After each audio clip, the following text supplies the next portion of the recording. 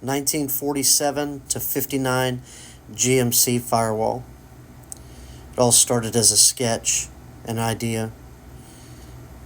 Then we prototyped some Pullmax patterns, and this is how we built it.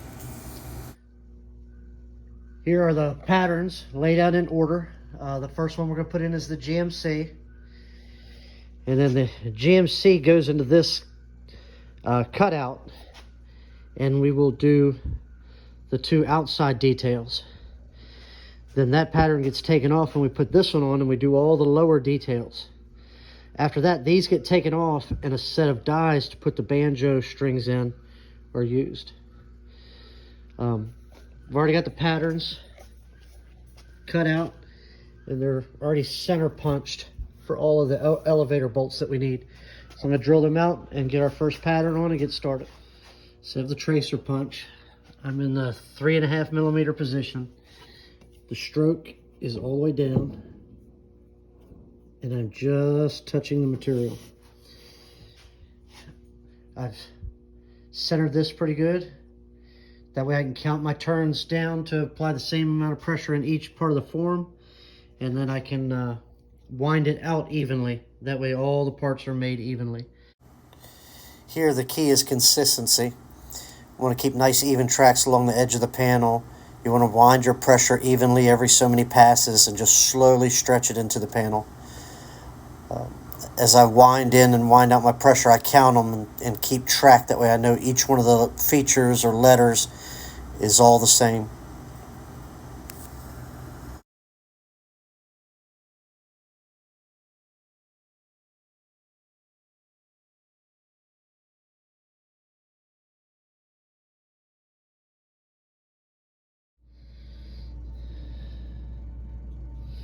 This is how it is immediately after it comes off the Pullmax.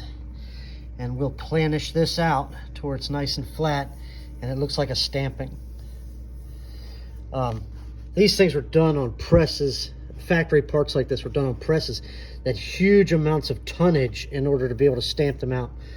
So as a metal shaper, you're trying to figure out how to reverse that process to give you the same look, but without, you know, these huge thousands of ton presses. So by doing it in stages and punching it out and then planishing it, we can get the same result without the equipment. Some people ask why I'd not just bead roll this. For one, the panel is too big. Some of the features I would not be able to turn in my bead roller. And for two, I wouldn't be able to get the depth that I'm going to get once this is planished out. This sits up almost 3/16. And the panel will be nice and flat when I'm done planishing, and it'll sit really high and pronounced off of it. So now I'll move on to that next stage of planishing all this out. So now the next step is hammer and dolly work. This is about as much of a pick as I'm ever going to use. You really don't want to use a pick. I do use this for some of the really tight spaces, but I'm very gentle. And I just cleaned the face up. I should be a little bit shinier than that, but I cleaned the face up on this tacking hammer to get into some of the tight details. I'm using a file on the face side to find all the highs and lows. Where it's shiny is high and where it's dull, it's low. So if you have a spot where you're not sure, you know it's low, but you're having trouble finding it on a big panel or on a roof, you can take a magnet like that and then steel dust and find your magnet. And that'll let you know where you need to do the dollying. I can mark that with a marker now, and I know that I need to bring that little area up. Right in here.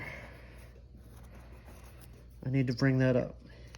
It's just a little trick. You can use a magnet to find where you're at. Like I'm moving, we can find where we're at on this panel. There we are.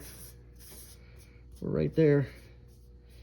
And if I was working on a roof or something where I couldn't get onto both sides, you can use that trick to locate yourself. But I'll finish hammering and dollying this out and get it nice and presentable, and we can move on to the next step. Here's a comparison. This is fresh off the Pullmax, and then this is after I hammer and dolly it. There are still small little low spots, but it is nothing that filler primer shouldn't take care of.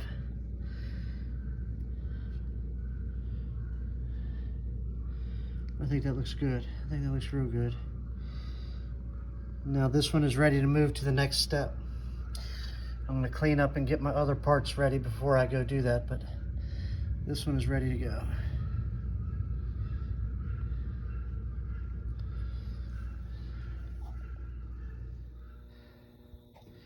So for the next two steps, we're going to be using the table once again, and we're going to be using the large round punch.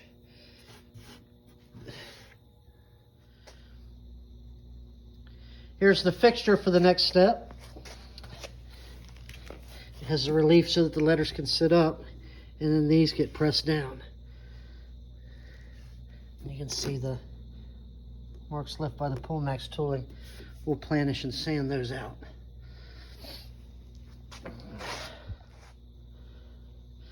This is the last portion that we'll be doing with the forms here. There's a relief for the letters here, and then there's a relief on the other side for these depressions to sit down inside of.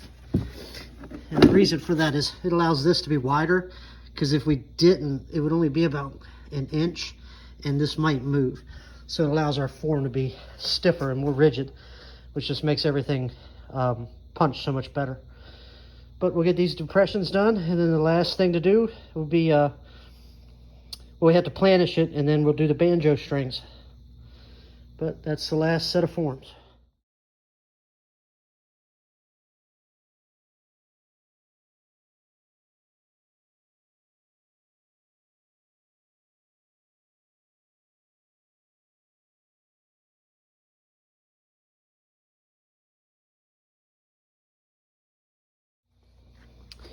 So here's the stage 2.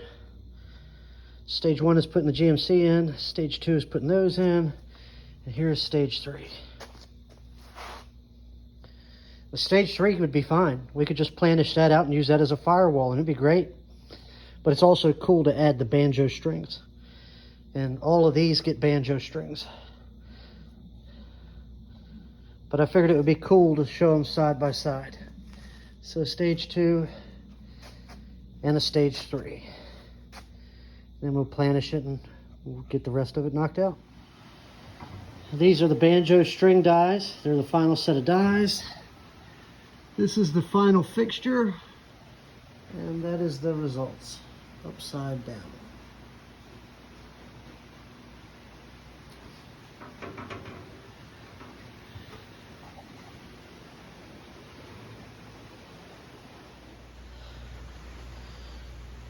Here we are. GMC Firewall. Now the holes can be left in it. They need a little bit of planishing just to flatten them back out, but the holes can be left in it, and then you can make a flange around the whole outside of it and use those holes to bolt it in, and then you can insulate it or hide all your wires behind it. Or you can delete all those holes, cut it perfect, and completely weld it in. But that's how you make this GMC Firewall with banjo string pillars. I think it's pretty cool.